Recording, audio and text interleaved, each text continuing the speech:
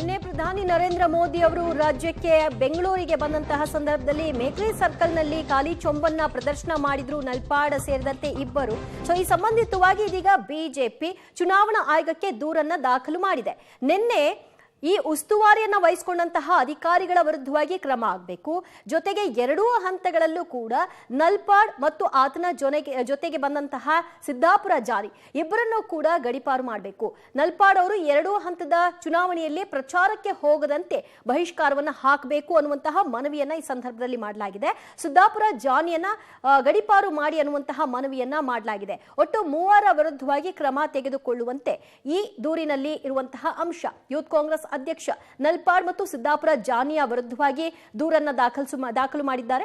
ಭದ್ರತೆಯ ಉಸ್ತುವಾರಿಯನ್ನ ವಹಿಸಿಕೊಂಡಂತಹ ಅಧಿಕಾರಿಗಳು ಯಾರಿದ್ರು ಅವರ ವಿರುದ್ಧವೂ ಕೂಡ ಕ್ರಮ ಆಗಬೇಕು ಅಂತ ಆಗ್ರಹವನ್ನ ಮಾಡಲಾಗಿದೆ. ನಿನ್ನೆ ಅಷ್ಟೇ ಪ್ರಧಾನಿ ಮೋದಿ ಅವರು ರಾಜ್ಯಕ್ಕೆ ಬಂದಂತಹ ಸಂದರ್ಭದಲ್ಲಿ ಮೋದಿ ಅವರಿಗೆ ಖಾಲಿ ಚೊಂಬನ್ನ ಪ್ರದರ್ಶನ ಮಾಡಲಿಕ್ಕೆ ನಲ್ಪಾಡ್ ಅವರು ಮುಂದಾಗಿದ್ರು. ಆ ಸಂದರ್ಭದಲ್ಲಿ ಪೊಲೀಸರು ಎಚ್ಚೆತ್ತುಕೊಂಡು ಅವ್ರನ್ನ ತಡೆದ್ರು.